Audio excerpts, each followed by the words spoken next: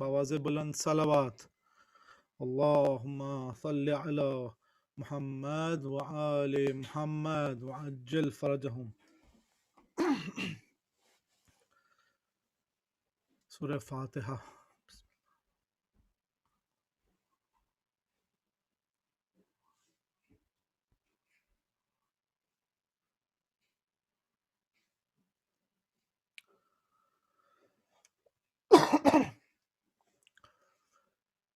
اللهم صل على محمد وآل محمد.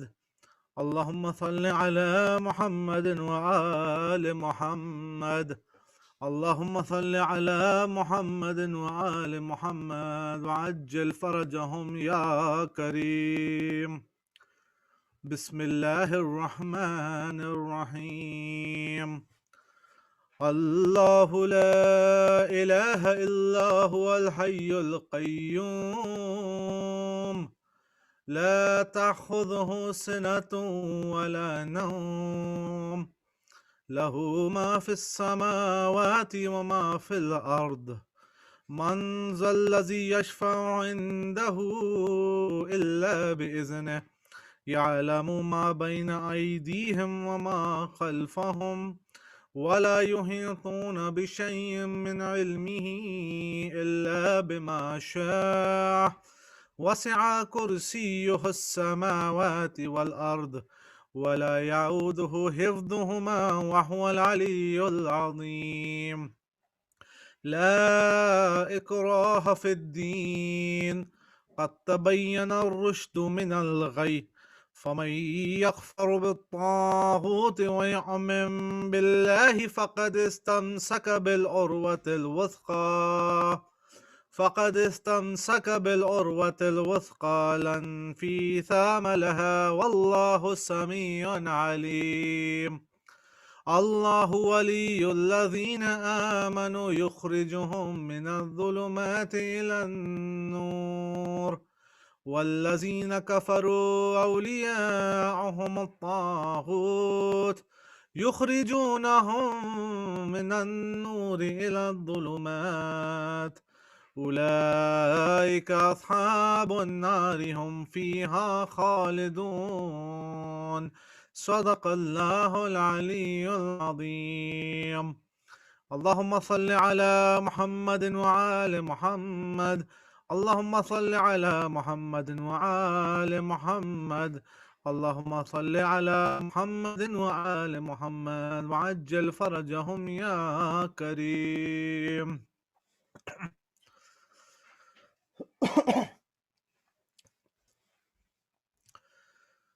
دل ہے کہ مسلسل یہ دعا مانگ رہا ہے پھر ہے دل ہے کہ مسلسل یہ دعا مانگ رہا ہے پھر سے سفر کرب و بلا مانگ رہا ہے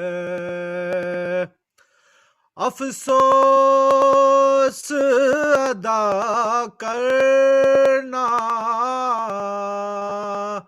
سکے لوگ ابھی تک افسوس ادا کرنا سکے لوگ ابھی تک ایک اجر رسالت جو خدا مانگ رہا ہے ایک اجر رسالت جو خدا مانگ رہا ہے جو مانگ رہا ہے درے شبیر سے ہٹ کر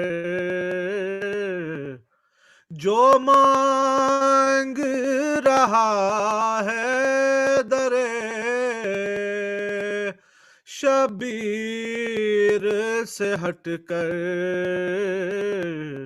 در اصل ہلاکت کی دعا مانگ رہا ہے، در اصل ہلاکت کی دعا مانگ رہا ہے۔ ممکن ہے وہ صفین و جمل سے نہیں گزرا، ممکن ہے وہ صفین و جمل سے نہیں گزرا، جو منکر ہے در سے وفا مانگ رہا ہے، جو منکر ہے در سے وفا مانگ رہا ہے۔ شبیر کے مقتل سے ابھی تک سر مومن، شبیر کے مقتل سے ابھی تک سر مومن سجدوں کے لیے خاک شفا مانگ رہا ہے، سجدوں کے لیے خاک شفا مانگ رہا ہے۔ اور آخری شعر ہے، جب سانس اکھڑنے لگے انسان کی تو سمجھو، جب سانس اکھڑنے لگے انسان کی تو سمجھو، عباس کے پرچم کی ہوا مانگ رہا ہے، عباس کے پرچم کی ہوا مانگ رہا ہے، دل ہے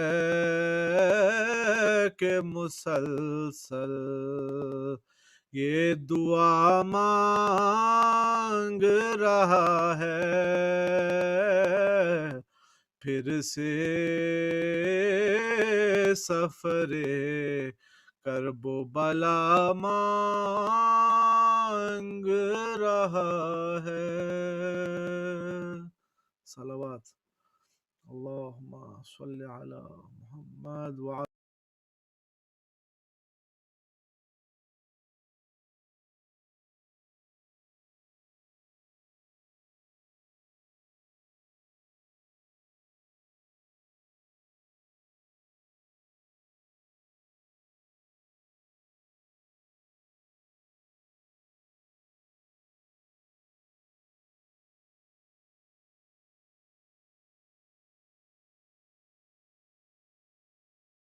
بسم اللہ الرحمن الرحیم۔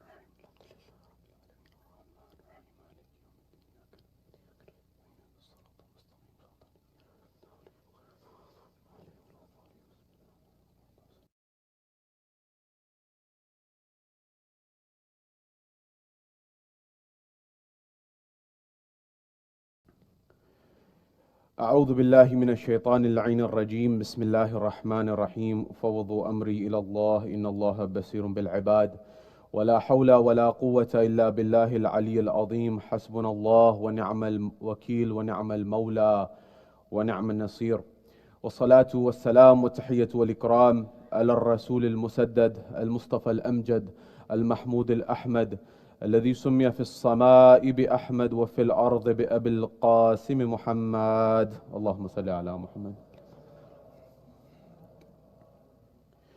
وعلى أهل بيت الطيبين الطاهرين المعصومين المظلومين المنتجبين الذين أذهب الله عنهم الرجس وطهرهم تطهيرا اللهم صل على محمد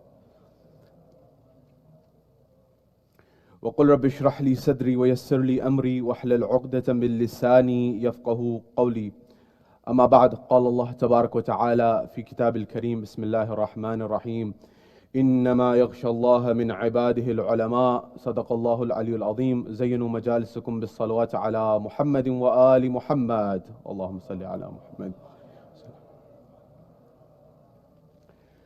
My respected elders, brothers and sisters in Iman here in Florida or across the globe, wherever you're hearing my voice, Salamun alaikum jami'an wa rahmatullahi wa barakatuh. Question: what does it mean to be truly educated? Keep that question in the back of your mind, inshallah, we will return to it. We're told there's a moment in time where Walid ibn Abdul Malik, Walid the first, who is in Syria, he's in Damascus, in Levant, he wants to come towards Yathrib or towards Medina to make a visit. He has given the order to his subordinate who is in Yathrib, who is ruling on his behalf in Medina by the name of Umar ibn Abdul Aziz, also known as Umar II. According to this, he's told him that you are to look after the affairs and expand the mosque of Rasulullah. At that point in time, when he makes the move from Damascus towards Medina to visit and see the expansion happen, we're told when he gets there at a moment where the fifth Imam, Imam Baqir salawatullah wasalamu alayhi, is lecturing in Medina. When he sees the Imam lecturing there in Medina, he begins to hear the topic of conversation that the Imam is discussing. He asks and inquires, what is the topics that's being addressed here? What is the subject matter that's being addressed here? This is not Islam, this is not jurisprudence, this is not fiqh, this is not the Quran, this is something totally different that I am unaware of. He says, what is this? He asked someone nearby. And when he asked someone nearby, they gave the response to him, this is to do with the sciences of the earth, of the sun, of the stars, of the moon, and of the planets. What we in modern terms would call astronomy, for example, or physics, or some combination of the two. At that point in time, he became astonished. But as he's looking, Walid is looking through the crowd, he sees a small boy by the age of 3 years of age, according to the narration. When he sees this boy of 3 years of age, he inquires as to who is this individual, and is he capable of sitting here in this gathering, talking about something so intellectually advanced? At that point in time, the people responded, he is the most capable of everyone here. He says, who is this? This is Jafar ibn Muhammad, the son of the one who's sitting on the minbar. Sallu ala Muhammad wa ali Muhammad.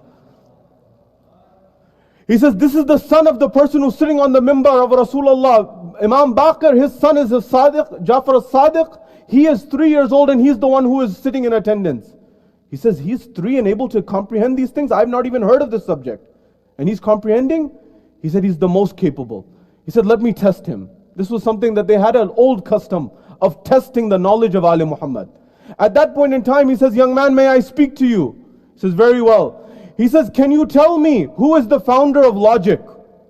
Now, he had maybe some wazirs around him who gave him some questions or things that he had heard, so he asked him. Now remember the time and the period of the Imam. It's after the time of Imam Amir al-Mu'mineen, Imam Hassan, Imam Hussein, Imam Zain al-Abidin, Imam Baqir's time. It's that period of time. And it's a movement between the Umayyad dynasty into the Abbasid dynasty. This is the period of Imam Sadiq. At that point in time, he says, who's the founder of logic? Now keep in mind, the Imam, we sometimes say the Imam only knows about the Quran and the Hadith. So hold on a moment. This man asks, who is the founder of logic? He says, the answer that you are looking for is Aristotle, Arastu. He was shocked. His 3-year-old boy knows the name of Aristotle? How? He says, he thought about it according to the riwayah. He then thought again and he said, what question can I ask him? What is it that he may not know? He says, who is Almaz? He says, the name that you've given is incomplete, Imam says to him. He says, what you're referring to is actually a constellation of stars. He was shocked. He was taken aback. He thought, I don't have any more questions. What should I ask him? He says, who is Al-Siwak? He asked the 3-year-old Imam. He says, Al-Siwak, the person you're referring to, is the name of Abdullah ibn Mas'ud, the companion of Rasulullah. He didn't even know the questions himself, and he did not even know the answers. He asked the Imam. The Imam answered him at that age. The individual that you and I have come to commemorate tonight, Imam Jafar ibn Muhammad al-Sadiq alayhi salam, is that individual who we take our namesake from. We are spending our lives in the zikr of Rasulullah, in the zikr of Islam, in the zikr of Amir al-Mu'mineen. We are spending our lives in the zikr of Imam al-Husayn alayhi salam. But when we are known by other Muslims in this world, the first name that comes forward is Ja'far al-Sadiq. That we are Ja'fari by madhab, in terms of our school of thought.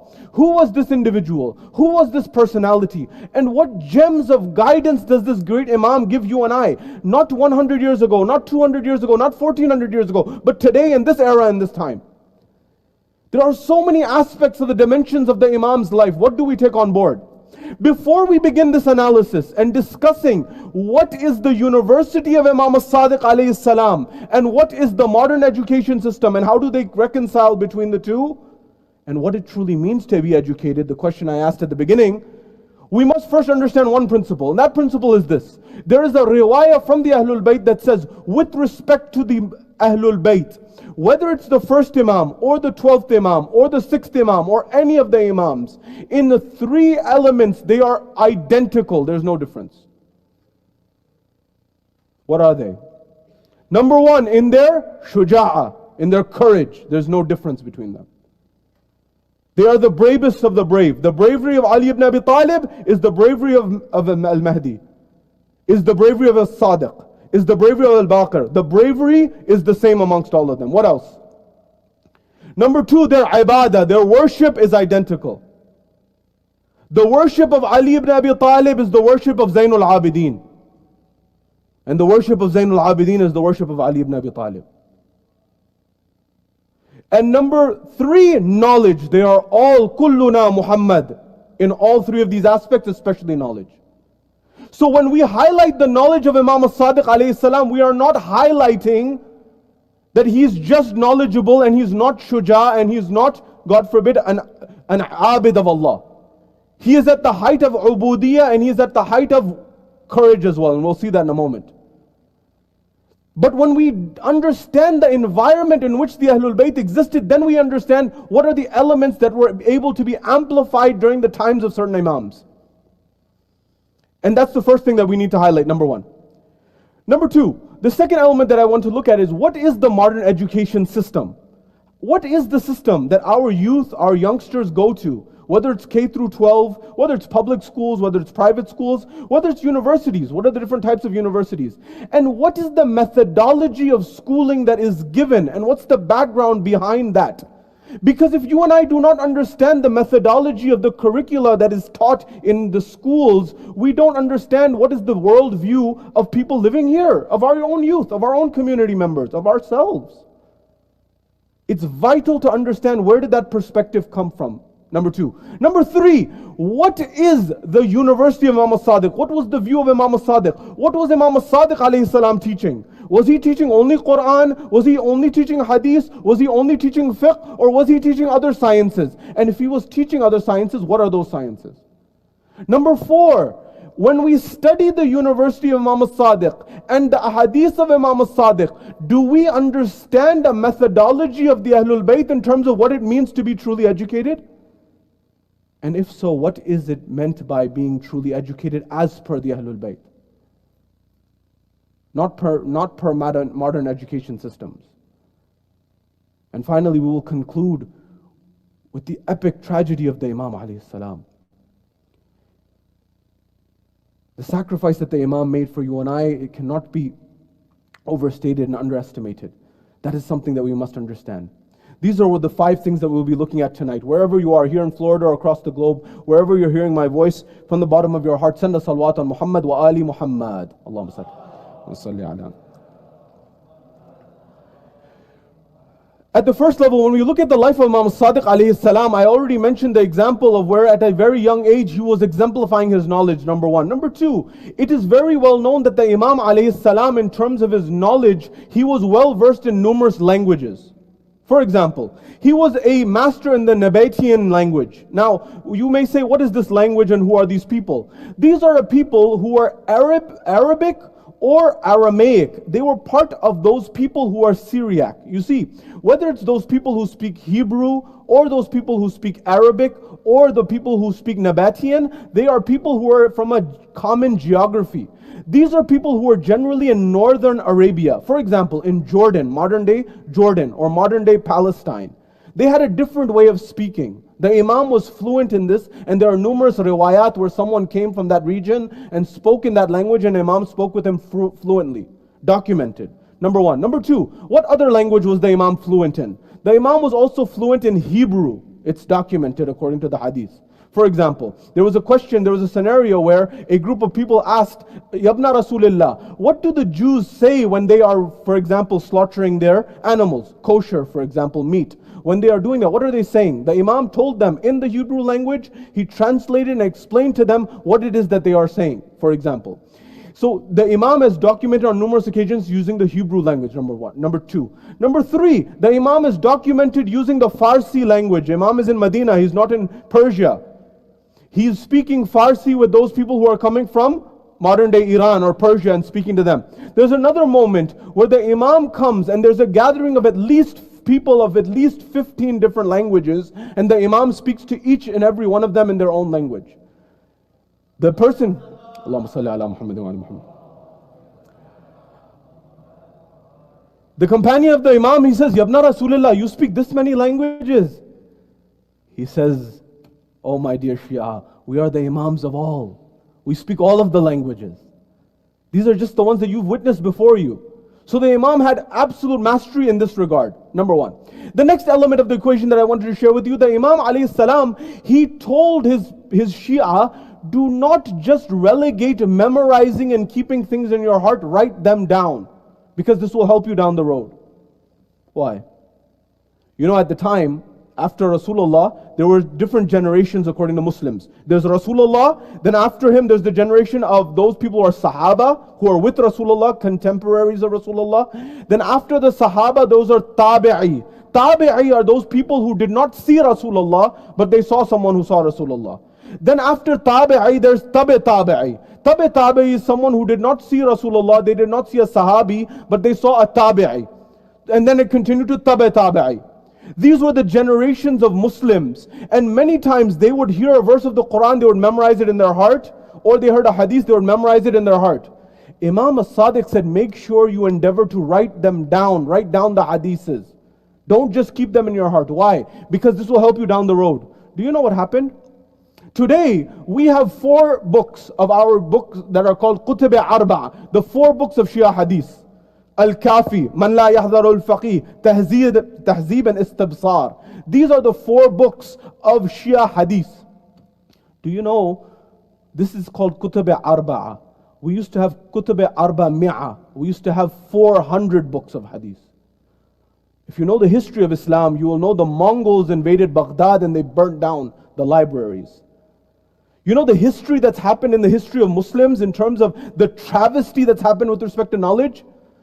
Do you know the library of Alexandria, Iskandariya in Egypt, modern day Egypt? The Muslims conquered Egypt. They have the greatest library in the world, which was called the Library of Alexandria. The second Khalifa is ruling over the Muslim world. They asked him, what should we do with this library? Do you know what he said? He said that everything is the Quran. If these books have something against the Quran, they have no value. And if these books have something that is already in the Quran, we already have the Quran, you don't need anything else, so burn the whole library. These are the people who are ruling? Who had a sort of animosity towards knowledge? And then we ask, why is the Muslim world not ahead? Just because of rulers like this and people who allowed them to rule and followed in those footsteps. Nonetheless, when this happened, over time, what we noticed was an environment where people, at some level, there was knowledge amongst certain people. But it didn't trickle down to the masses. And that's going to be a theme that you and I need to remember. With respect to Imam Sadiq, he said, write them down because the library will be burnt. And we lost many books. Many people didn't listen to what Imam Sadiq alayhi salam said. But I want to come now to the next level in the interest of time, which is the history of the modern educational system and where did it come from. In order to understand this, you will need to go back at least till the 1300s, if not earlier. But the 1300s is a moment where we can clearly define. What is that moment? That is what's called the start of the Renaissance. The Renaissance was a period in Europe, in particular in Italy, that took place from the 1300s, 1400s, 1500s, up until the 1600s, where it ended. The Renaissance was a period where there was a lot of flourishing in terms of the arts, for example, and culture. And during this period, there were certain families, such as the Medici families, who used to patronize Michelangelo and many other artists. The goal was this, to use art, to use culture in order to spread philosophy in the masses. So for example, a wealthy businessman would pay a big sum of money to an artist, they would make a mural, and that mural would try to explain a philosophy. For example, today you go to Florence in Italy, you will see a statue of David, who we would call Dawood. David, and this sculpture has been done. What is the symbolism behind it? The symbolism is this idea of someone who is less able versus someone who is more able. David and Goliath, who the Quran also alludes to. David and Goliath, this match, that the people of Florence have the ability, even if a mighty conqueror comes from outside, they are still able to hold their ground the same way that David held his ground in the Bible. This is the philosophy behind it. But they paid a lot of sum in order to create this artwork. By the way, I don't know if you know the history. The reason that Italy was able to flourish in the Renaissance was because of its business relationships with the Ottoman Empire, Turkey. If they didn't have those business relations with the Ottomans, they would not be able to flourish because their income came from there. The idea being that there was this flourishing. But here's the key point. The key point is in the Renaissance, there was a movement of intellectualism, but it did not trickle down to the masses. It did not get down to the ground floor. It just stayed with the elite and the wealthy. After the Renaissance, or in parallel with the Renaissance, the next step was the scientific revolution. Please bear with me because this is extremely important to understand in order to understand how do we think and see the world, and how does that compare and contrast with what Islam and the Ahlul Bayt wanted us to see. In the scientific revolution, you had, for example, in 1543, Copernicus, he puts out his works. And he says, look, it's not a heliocentric model of the world. It's not a geocentric model of the world. It's a heliocentric model of the world. The model that the church wanted and said was that it's geocentric, meaning the earth is the center of the universe. Everything gravitates around the earth. Copernicus comes forward and says, no, that's not the deal. The deal is the sun is at the center and everything rotates around the sun. And there's good evidence to suggest that he was building on the works of Nasiruddin al-Tusi, or Ayatollah Nasiruddin al-Tusi, who was one of the greatest scholars of Shia Islam, as well as one of the great scientists of the time. I don't have the time to discuss, but look at the Tusi couple. And if you look at the diagram that Nasiruddin al-Tusi made for the Tusi couple, and you look at the model of Copernicus, they look identical. The only difference is that where Nasiruddin al-Tusi has used alif, ba, ta, Arabic letters, Copernicus used English or Latin letters. Why is that important? Because Nasiruddin al-Tusi came before Copernicus. The point that I'm getting at is understand history and then you'll understand the picture more clearly. After the scientific revolution, and in the scientific revolution is also Newton, who you can never forget. Newton and his laws of the motion of society, of moving bodies, is still taught in universities in physics till this day. And it is something that has stood the test of time. These elements of thinking were then enlightened and led to the movement called Enlightenment. Renaissance, scientific revolution, Enlightenment. When the Enlightenment period arose, it was a movement where now what was happening in the Renaissance and the scientific revolution began to start trickle down into the general populace. When it began to trickle down into the general populace, people came forward and said, look, it's not all kings and rulers, no. The person on the ground floor also has a right. The person who's the middle class has a right. There needs to be rights that every individual has, regardless of what environment they come from. This was all part of the Enlightenment period. And part of the concept of the Enlightenment was that you and I should be enlightened in a way where we learn sciences and arts and we are free people. Then after Enlightenment came a period called Industrial Age, or the Industrial Age, or industrialization. After industrialization came modernity. After modernity came post-modernity. Now here's the real kicker.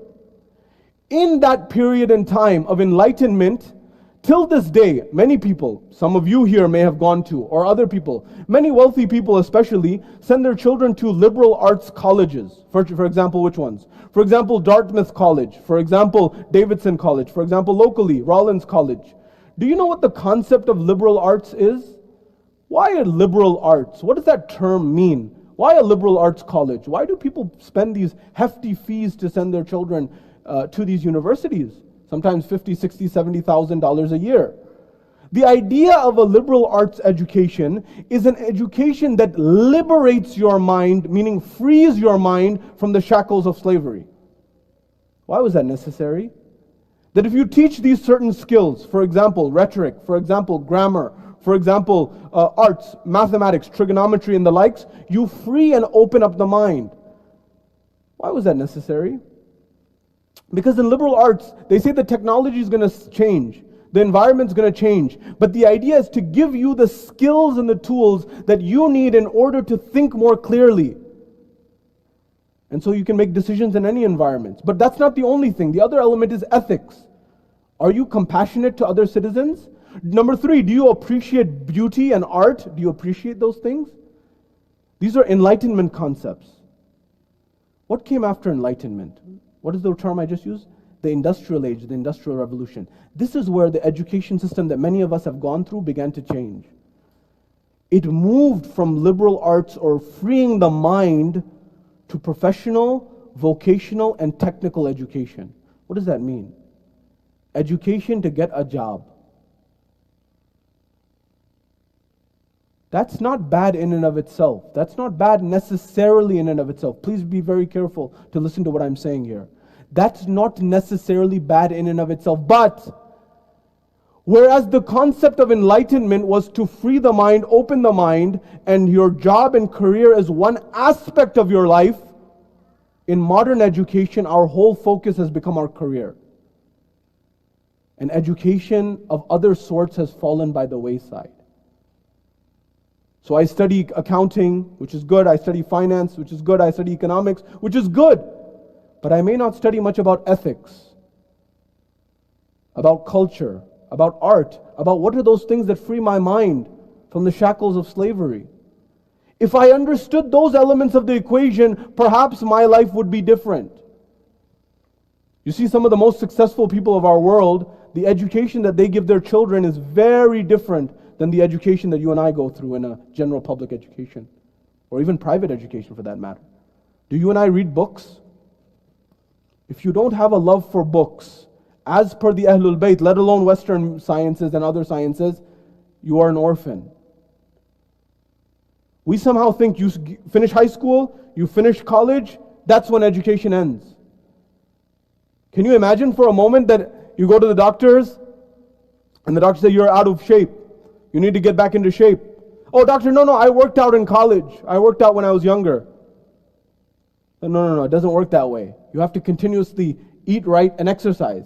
No, I did that when I was 20. I did that when I was 18. But somehow we do the same thing when we talk about education. Oh, I learned what I needed to learn in school. I learned what I needed to learn in college.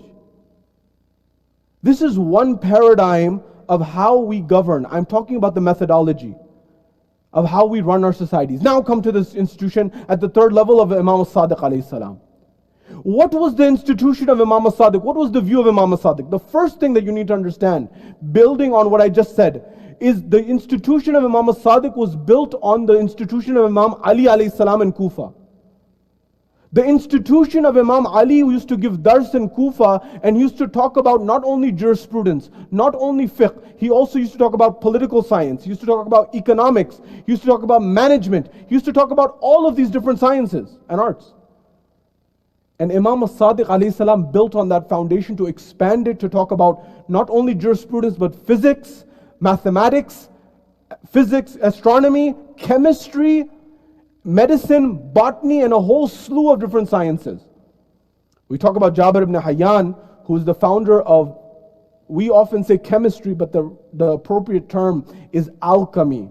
Alchemy was a science or an art science that many people focused on in that time. In fact, even Newton, who I mentioned a few moments ago, even Newton wrote extensively on alchemy. We may laugh at alchemy today, but at that time, alchemy was a big deal. Alchemy was the ability to change metals or other substances into gold. But that became the precursor in parallel with chemistry. So many of the things that were found in alchemy became the foundation for chemistry. But Jabir ibn Hayyan is definitely there. The other scholars of fiqh were also students of the Imam. But the Imam was not limited, and here's the lesson that you and I need to derive from this as I'm racing the clock. The Imam was not someone who just talked about Islam, he answered issues of science as well. Now, the critical question that comes from a community building standpoint is, are we producing scholarship globally? I always speak globally.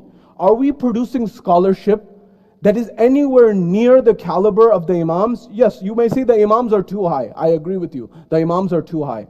But are we producing anyone close to the students of the Imam, who are experts not only in Islam but other sciences? Because if we aren't, we are going to be susceptible to losing many of our next generation. Why? Because they will not have their questions answered to their satisfaction. What do I mean? Sallu ala Muhammadin wa ali Muhammad. Allahumma sallam. I realize this is dense, but this is very important for the future of our community. Please bear with me. There's a moment in time where a man comes to the ruler of the time. He says, I have a question. He says, what's the question? He says, this universe, this world of ours, if you go beyond the sky, or in our sky, there's 7 layers. It's like an onion. And these 7 layers are one after the other enveloped like an onion. I said, okay. He said, the question that I have is that when Rasulullah went for Mi'raj, how did he pierce through all of the different layers of the heavens? And after he went through all the layers and they broke, how did they come back together? He's saying, look, the universe, the earth, it has layers, 7 layers. And each of them is like layers of an onion. He says when Rasulullah went for Mi'raj, he went towards the heavens. He pierced through all of those layers, 7 layers. Who closed them after they were pierced? He began to ask his wazirs. They were the big scholars of Islam during the time of the 6th Imam. The big scholars. They said, well, they began to think, maybe it's this, maybe it's that. They couldn't come to a reconciliation. You know, one of them came forward and said, the final one, the biggest of them, he came forward and said, well, actually Mi'raj was not physical, it was spiritual. That's where that mindset came from. That's where that thought came from, that Mi'raj was not physical, it was spiritual, because they couldn't answer that question. He said, no, that's not the answer. You're playing with me. He was a smart man. He said, you're playing with me. I'm telling you the circumstance, you tell me what happened. They said, we don't have an answer. He said, who has the answer? The ruler said. He said, there's one person from the line of Rasulullah. His name is Jafar, the son of Muhammad, Sadiq. He's the only one who can answer this.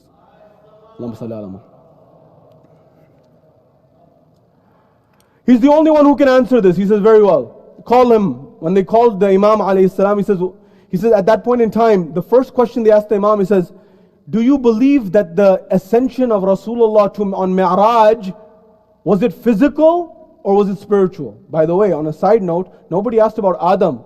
Adam also descended. They didn't ask that question. They asked about Rasulullah. Nonetheless, he says, we believe that Rasulullah went physically for Mi'raj. He said, very well. So now he's established, so he can't go anywhere. You know, physics, sometimes people move the goalposts in debates. He says, no, you can't move anywhere. He says, there are 7 layers. I'm a scientist. I know that there's 7 layers. Now, today we use terms like the stratosphere, the atmosphere, and the 7 layers. At that time, it was novel. It was new. He says there's 7 layers. Each is enveloped like an onion. When Rasulullah went for Mi'raj, he pierced through these layers. Who closed them? What happened? Now look, the Imams had a principle. They would answer people according to their ability and their intellect. And also the Imam is not using quantum mechanics terminology or physics terminology or astronomy terminology that we would use today. He's not using those terms of stratosphere and atmosphere and the likes. And he's not using, for example, acceleration and g-forces and things of this nature. He has to explain to someone 1400 years ago or 1300 years ago, what is the science of the matter? In a way that he'll understand and get it. He says, oh man, have you ever gone on a boat?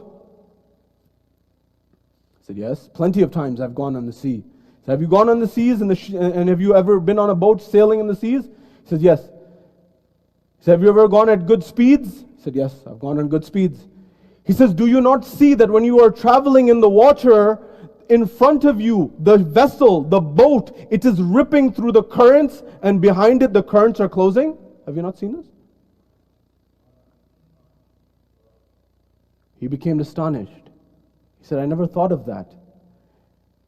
He said, I'll give you another example. Have you not been racing on horses in the desert? Because it was Arabia. He said, yes. He said, you've gone on high speeds? He said, yes. Do you not feel that you are bursting through the wind, and in front of you the wind is separating and behind you it's joining again? He said, I never thought of that. He says the same way that the water rips open and closes behind you, the same way that the wind rips open and closes behind you, that's the same way that the heavens ripped open and closed behind Rasulullah. Allahumma salli ala. No one could answer that except the Imam alayhi salam. This is the intellect of the Imam, which was in all of the Imams, by the way. But the other Imams were in a circumstance where they could not make their knowledge apparent. This Imam did. And he answered people to their satisfaction. No one went away saying, I'm not satisfied with my answer. Now comes the issue of the methodology. There were 400, what we would call today, departments in the University of the Imam in Medina. And there were at least 4,000 students who came from far places such as Kufa and Basra and throughout Hijaz and many other regions. In fact, tribes would send and say, go to the University of Imam Sadiq. By the way, most of the students were not Shia. The vast majority were non-Shia students in the University of the Imam. In fact, there was a satellite campus, if you and I would call it, a regional campus in Kufa. 900 students used to study in the University of Kufa. All of them were saying, Qala Sadiq. They were all students of Imam Sadiq alayhi salam. This was the level of the expanse of the knowledge of the Imam alayhi salam. But he's not only teaching Islamic sciences, he's talking about mathematics, physics, and all of those other things that you and I talk about. But not only that, remember, the Imams are reflections of divine attributes. One of the names of Allah is Al-Musawwir, or what we would call the artist. Amir al-Mu'mineen, do you know Imam Ali alayhi salam is the one who established the Kufic script of calligraphy? The Kufic script of writing was established by Imam Ali, created it. So the Imams were those who know Islam, they knew the sciences, hard and soft as you would call it, or natural and physical, for example. And they also knew the arts and they taught them. For example, the 5th Imam and the 6th Imam also taught poetry or the principles of poetry to many poets who didn't know them. And he would explain to them what are the elements of meter, what are the rhyming dynamics of poetry. The Imams taught all of these things. Now, comes to the principle. The Imams teaching all these different departments. And this university is flourishing. And the tyrants are shaking. Because they never wanted knowledge to be accessible to the people. Because what happens when knowledge is accessible to people? Their power begins to decline. They're not able to rule over people. By the way, one system in modern education systems, not my words, according to experts, is indoctrination. So one of the principles of modern education is to just absorb everything and just let it continue as it is. That is, if the government or the society is doing something that's wrong, the system does not necessarily teach you to speak out. This is a big difference than how it was supposed to be as per the Enlightenment. Now compare that to the time of Imam Sadiq alayhi salam. In Imam Sadiq's time, and I'm racing the clock here again, there's a moment in time where there's a very famous hadith that every Shia should have written on their walls. It is the hadith of Unwan al-Basri. It's a very long hadith. I will condense just the crux of it, a very concentrated dose of it. Unwan al-Basri, Allama Qadi Tabatabai, who is the teacher of Allama Tabatabai, as well as Ayatullah Bahjat and many other scholars, he would not teach ilm al-akhlaq until you had read this hadith. Now, is this hadith, what is the authenticity, who is the Ravi? Leave that on the side for a moment. We'll discuss that another time. But Shahid al-Awwal has narrated this and it's in Bihar. But I'll leave that for another time. We can have a longer discussion on that. Understand this. Unwan was 94 years old. He comes to the Imam to learn. Imam says, I don't have time, I'm very busy. 94, he goes back. He was a student of Imam Malik. At that point in time, when Unwan, he finally does a dua and he prays to Allah, Ya Allah, open the heart of Jafar Sadiq to me. Now, why did the Imam tell him to go away in the beginning? Because he's saying knowledge takes commitment. Unwan gives us another lesson. Even though he's 94, he's still learning. Are you and I still learning at our ages? He comes to the Imam. Imam says, what do you want to learn, Unwan? He says, I want to learn knowledge. First principle from the University of the Imam. He says, knowledge is not simply reading and learning. Knowledge is a light that Allah illuminates in your heart. A paradigm shift in how you look at things. Yes, reading is important. Yes, learning is important. But ultimate knowledge comes from Allah subhanahu wa ta'ala. It's a light that He illuminates in your heart. He says, what do you want? What do you want? He says, I want a nasiha from you. The Imam gives him a nasiha. What does he say? In 3 domains. He says, I will tell you 9 things in 3 areas, 3 each. The Imam says to Unwan, what? Self-development, self-control, number 1. Number 2, dealing with others and patience with others. Number 3, knowledge itself. A principle that comes forward. In our modern world, the education system is designed in a manner that it only focuses on the latter. Do we teach people about how to develop consciousness of yourself? Do we teach people, for example, how to deal with others in a practical, pragmatic way? Do we teach people about ilm al-akhlaq? Oftentimes we don't. The Imam is starting by saying, number 1, you need to understand the principles. In the hadith of Unwan al-Basri, he says, number 1, self-control. He says, what is the first element of the equation? He says, do not eat unless you are hungry, number 1. The Imam says, Unwan, don't eat anything unless you're hungry. Yabna Rasulullah, why are you telling me this? I asked you for guidance on how to become knowledgeable. The Imam saying it's not disconnected. You know, one of the rulers of Banu Umayyah, his name was Sulaiman. Sulaiman was someone, you know, Harun Rashid, he got all of the clothes. Harun Rashid was Abbasid. We don't believe it's Rashid, of course. Rashid means rightly guided. Harun al-Abbasi. Harun al-Abbasi, after the Abbasids conquered the Umayyads, he got all of the clothes of all of the Umayyad rulers. When he saw Sulaiman's clothes, he says, why is there fat on his sleeves? And I've tried to wash it and it doesn't come off. He said, Sulaiman used to eat so much that he would not even wait. As soon as he got up in the morning, he wouldn't wait for the food to cool down. He would put it in his sleeves and he would eat it in a way that it would be embedded in his clothes. Imam says, first thing, don't eat unless you're hungry. Number 1. He said, number 2, make sure you don't eat unless it's halal. You know, Walid, who came after Sulaiman, Walid ibn Yazid, Walid the second. Do you know Walid? He had a pool in which it was made of alcohol. And he wouldn't get out of it until he drank fully from that pool. He would swim in it. Imam said, don't touch anything unless it's halal. Number 3, don't eat unless you say Bismillah. Imam, I asked for guidance on self-control. You're giving me guidance on self-control. You're saying what you eat, it's not disconnected. You see, when you understand the paradigm of the methodology of Imam al-Sadiq and of the Ahlul Bayt, whether I'm at school, whether I'm at work, whether I'm in the mosque, it's all the same. If I deal with people with ethics and akhlaq and morality here, I should do the same at school, I should do the same in work. There's no difference. Imam's teaching him self-discipline through his eating habits, his dietary habits. Do we teach this in schools and universities? We don't oftentimes. The Imam's saying knowledge needs to be holistic. What else does he say? I'm racing the clock. He continues, then it is forbearance and dealing with others. So what happens? If someone says to you that if you say one bad thing to me, I will say 10 bad things back to you, you respond by saying, if you say 10 bad things to me, I will not even say one bad thing to you. This is what the Imam's teaching. The forbearance, the control of the nafs. He goes on further. The Imam alayhi salam says, if anyone slanders you and they say something against you, and it's not true, you say that if what you say is true, may Allah forgive me. And if what you say is not true, may Allah forgive you. And then he says, at the third level, he says, if someone said something bad to you, do not leave them except that you give them good words and good advice. You see, if we understood the principles of what the Imam is outlining, we wouldn't have the issues that we have in our communities today.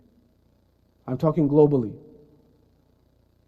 If someone comes to me and treats me in this way, how am I dealing with him? Remember what happened to Malik al-Ashtar. Malik is the commander-in-chief of Amir al-Mu'mineen, the second strongest person after Amir al-Mu'mineen. A young man begins to pull at his clothes, and he pulls off his qaba from his shoulders. At that point in time, when he pulls this off, they said, do you know who this person is? He's the strongest person in town after Amir al-Mu'mineen. He began to become very worried. He followed him. He noticed Malik went to the masjid. When he went to the masjid, he's waiting, he's praying, Malik's praying. He goes to him. He says, I didn't know who you were. I didn't know your power. I didn't know your position. Malik says, I did not come to the mosque except to pray for 2 rakah salah to Allah to forgive you. That's power. Forgiving someone when you have power. Not forgiving someone just when you have no power. Anyone can do that. But when you're in a position of power to forgive like Malik did, that's true akhlaq of Ahlul Bayt.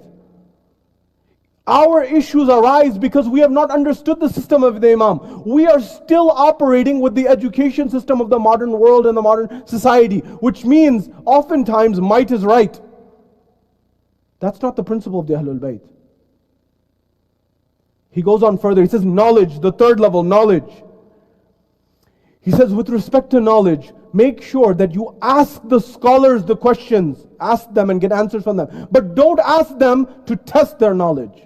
Many times people come, they ask questions, they know the answer, they ask to test the knowledge. He says, don't ask to test their knowledge. Ask them sincerely, to understand, to learn from them. He says, number 2, don't do your opinion. Don't put your opinion in matters. Don't do qiyas. The very famous debate of Imam Sadiq with Abu Hanifa, where Abu Hanifa was doing qiyas, analytical deduction. He said, how do you make your decisions? Imam Sadiq says to Abu Hanifa. Abu Hanifa says, through the Quran. Then what? Hadith. Then what? Qiyas. We don't believe in qiyas. Other Muslims do. In fiqh. He says, what do you do? He says, I do analytical deduction. He says, okay, very well. What is worse? For example, killing someone or adultery? He says, killing someone. Of course, that's worse. He says, then why does Allah require for murder 2 witnesses and for adultery 4 witnesses?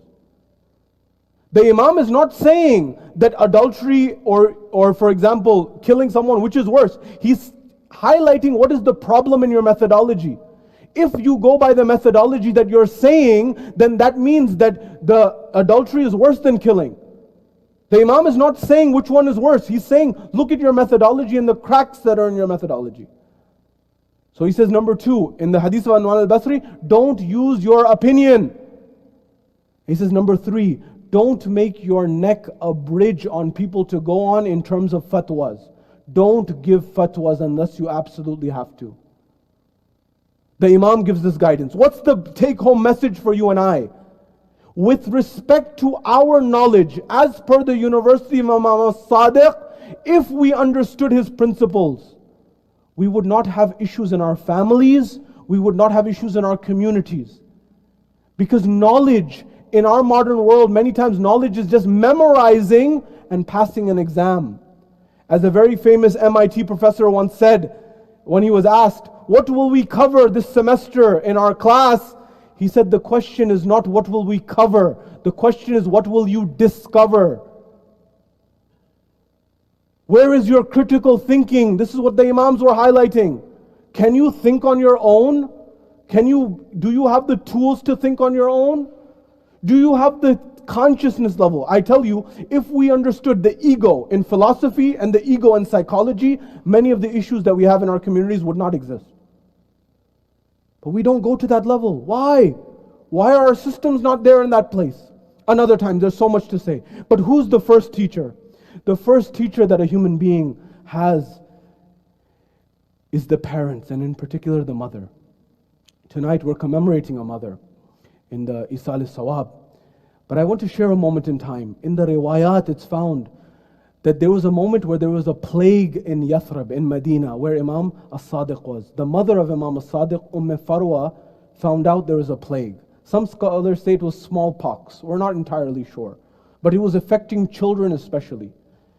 Bibi Farwa, the mother of Imam Sadiq alayhi salam, she said, I will take my son outside of Yathrib, outside of the city, and I will look after him myself. It's a big sacrifice. She took her son, Imam Sadiq alayhi salam, to the outskirts of town. When she took him to this small village, the riwayah says that she didn't realize that she was taking care of her child so much that in that process, she gained the early stages of the illness itself, whether it was smallpox or the plague. But the symptoms were not apparent. After some time, the symptoms became apparent. By the way, smallpox often doesn't affect elders as much, but in rare cases, it may affect, it may affect and it may cause certain problems. Whatever the disease was, she began to then see the symptoms. She sent Imam Sadiq away in the same village, away to be looked after by someone else, and she was alone, suffering. The news reached Imam Baqir alayhi salam. When the news reached Imam Baqir alayhi salam, he stopped his lectures, he went towards the village to meet his wife. But before that he stopped and he went to the grave of Rasulullah.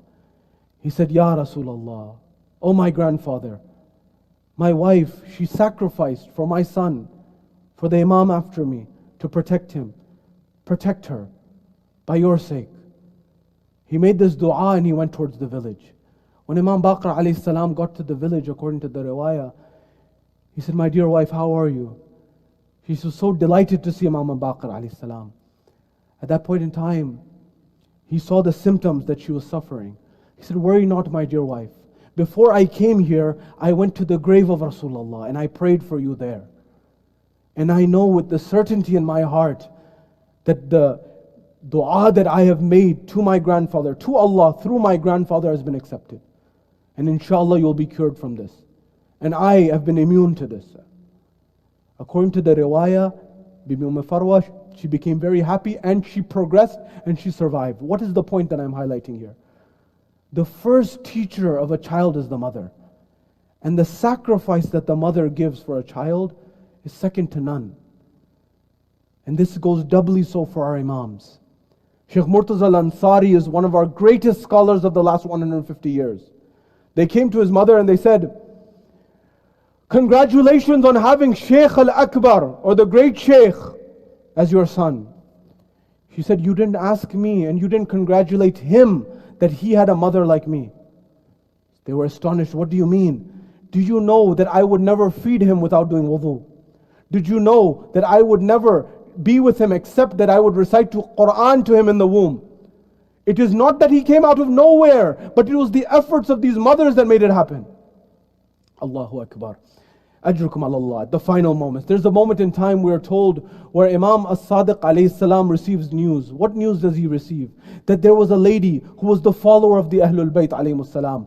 And when she is a follower of the Ahlul Bayt alayhi salam, she, in a moment, she falls in the bazaar. When she falls in the bazaar in the city, she harms and she injures her rib. When she harms and she injures her rib, she calls out right away at that moment. She says, and she calls out to Allah subhanahu wa ta'ala, and she says, may Allah not have mercy on the killers of Fatima az-Zahra, because her rib was injured. When they heard this, they arrested her and they took her away. The news reached Imam Jafar as-Sadiq alayhi salam. Imam as-Sadiq, according to the riwayah, he goes to Masjid as-Sahla. When he goes to Masjid as-Sahla, he recites 2 rak'ah salah and he prays to Allah to alleviate the troubles of this lady. And then when he does this dua, he sends 200 dirhams with one of his servants. He says, go and make sure that she is taken care of. When he gets there, the servant, he gets there, he notices that that lady has been freed from the clutches of the enemy at that moment.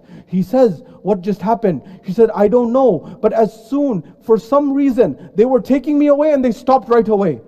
The servant said, Imam as-Sadiq was praying for you in Masjid as-Sahla, and he has sent these 200 dirham for you. He said, why? She said, why? He said, the Imam alayhi salam heard that when you fell and you broke your rib, you called out and you remembered Fatima az-Zahra. At that point in time, she began crying and she said, take this 200 dirhams and give it back to the Imam. I did not do this for any income or any money. When this news reached the Imam said that name Fatima az-Zahra is so dear to us. He gave 70 dirham on top of that. He said, give it to her. Once we, Ahlul Bayt, give, we don't take it back. This was the musibah of the Ahlul Bayt alayhi salam. We're told there's a moment in time when Mansur al-Dawaniqi, he sends the poison to Imam as-Sadiq alayhi salam. When he sends the poison to Imam as-Sadiq alayhi salam, we're told that the blood and the poison begin to become infused. When the blood and the poison begin to become infused, at that point in time the Imam, his holy soul departs. They say that Imam Musa al-Kadhim was 20 years old when Imam as-Sadiq was martyred. This is the last janazah that is in the city of Medina from the Ahlul Bayt. They say the Imam was 20 and he is the one who helped to bury his father. But I remember one other moment. What was that moment? It was in Karbala on the day of Ashura, but the tables had been turned. The son was roughly 20 years old and the father is the one who was burying him. It was Hussein and Ali Akbar. This was the musibah of the Ahlul Bayt, but the musibah didn't end there. Ajrukum ala Allah. We're told there's a moment that during the life of Imam as-Sadiq, at least 2 times his home was burned by the enemies. When the home was burned by the enemies, the family got out of the house. When the family got out of the house, Imam as-Sadiq alayhi salam was looking towards the house. When he was looking towards the house, everyone came outside. He began to cry. They said, Ya ibna Rasulillah, everyone has come out of the house. Why are you crying? For the property? You're not people of this dunya. He says, no, I'm remembering the day of Ashura. My mothers,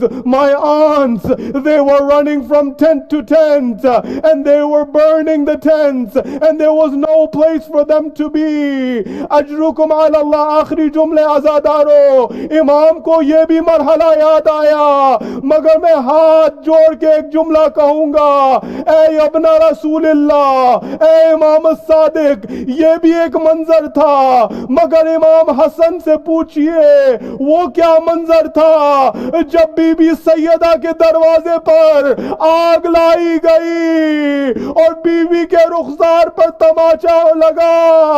इमाम हसन देख रहे थे और घर जल रहा था। अला लअनतुल्लाहि अलल कौमिज़ ज़ालिमीन व सयअलमुल लज़ीना ज़लमू अय्युम मुनक़लिबिन यनक़लिबून। Inna lillahi wa inna ilayhi raji'un. Ya Allah, we ask you to bless this holy gathering. Ya Allah, account this in the account of ibadah on our behalf. Ya Allah, allow us to understand the deficiencies in our modern education system. Ya Allah, allow us to learn from the university of Imam as-Sadiq alayhi salam.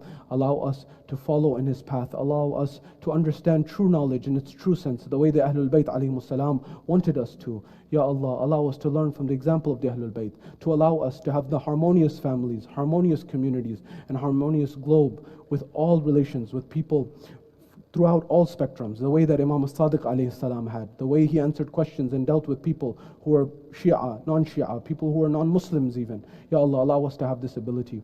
Ya Allah, anyone who's suffering from COVID or any illness, Ya Allah, grant them shifa in this night. Ya Allah, anyone who has a financial difficulty, grant them alleviation from their financial difficulty by Imam Sadiq alayhi salam. Anyone who is having exams or is preparing for exams, Ya Allah, grant them success by Imam Jafar Sadiq alayhi salatu wassalam.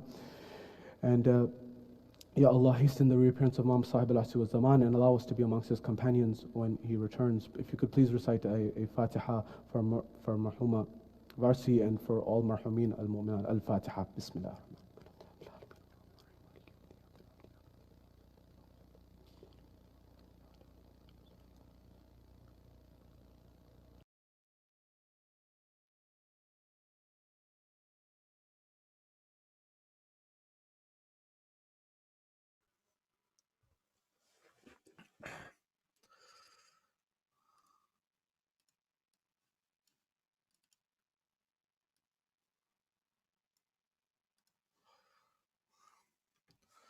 Ya Hussein, Ya Hussein, Ya Hussein, Ya Hussein.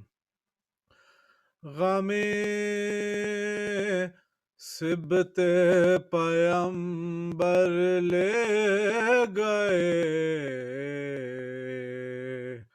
قبر میں داغ غم سبت پیمبر لے گئے قبر میں داغ غم سبت پیمبر لے گئے ہم اندھیرے میں چراغوں کا یہ لشکر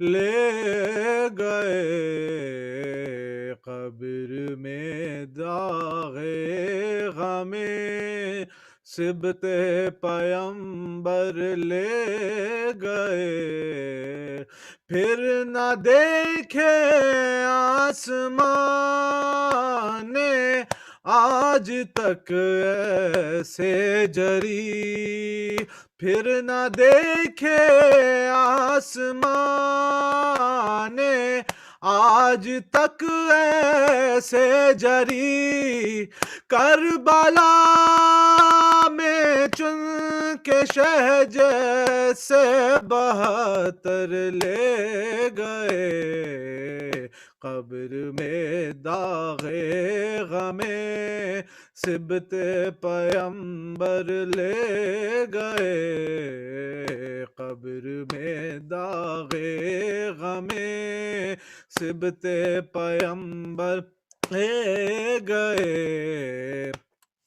واہ قسمت نہ چھوٹا مر کے در شبیر کا واہ قسمت نہ چھوٹا مر کے در شبیر کا حق کے دابانی حبیب ابن مظاہر لے گئے قبر میں داغ غم سبت پیمبر لے گئے قبر میں داغ غم سبت پیمبر لے گئے ایک دن کی تھی علمداری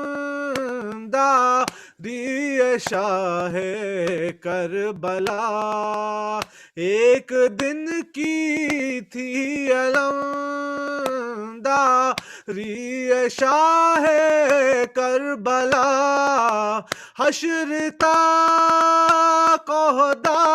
یہ عباس سے دلاور لے گئے قبر میں داغ غم سبت پیمبر لے گئے، قبر میں داغ غم سبت پیمبر لے گئے، بادشاہ جب لوٹنے اے حرم کو اشکیاں، بادشاہ جب لوٹنے اے حرم کو اشکیاں، در سکینہ کے سر زینب سے چادر لے گئے، قبر میں داغ غم سبت پیمبر لے گئے، قبر میں داغ غم سبت پیمبر لے گئے، شاہ کہتے تھے کہ جینے کا مزہ جاتا رہا، شاہ کہتے تھے کہ جینے کا مزہ جاتا رہا، زندگی کا لطف ابا سے دلاور لے گئے، قبر میں داغ غم سبت پیمبر لے گئے، قبر میں داغ غم سبت پیمبر لے گئے، خون کے آنسو بہاتی ہی رہی بنت علی، خون کے آنسو بہاتی ہی رہی بنت علی، اور نیزے پر لائی شبیر کا سر لے گئے، قبر میں داغ غم سبت پیمبر لے گئے، قبر میں داغ غم سبت پیمبر لے گئے، یاد جب بچے کی آتی تھی تو کہتی تھی ربا، یاد جب بچے کی آتی تھی تو کہتی تھی ربا، ماں کے دل کا چین اپنے ساتھ اصغر لے گئے، قبر میں داغ غم سبت پیمبر لے گئے، قبر میں داغ غم سبت پیمبر لے گئے، ہم اندھیرے میں چراغوں کا یہ لشکر لے گئے، قبر میں داغ غم سبت پیمبر لے گئے،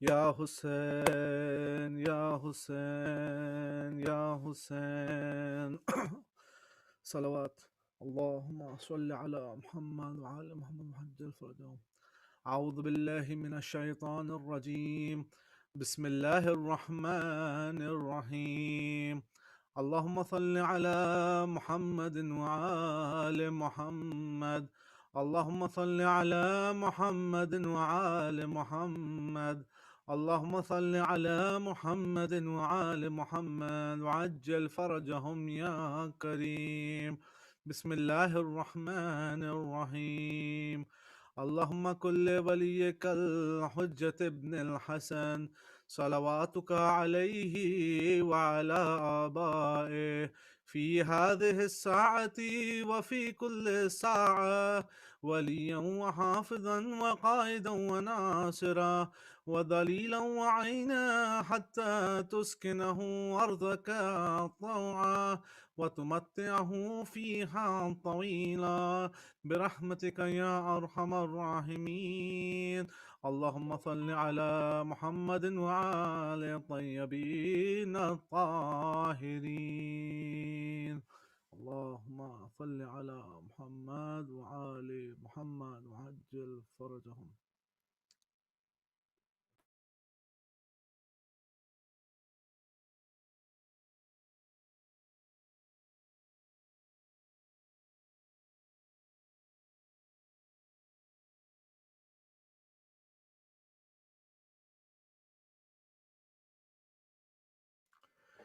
Can we please all recite a Surah Fatiha for all marhumeen, especially those that we have lost due to COVID?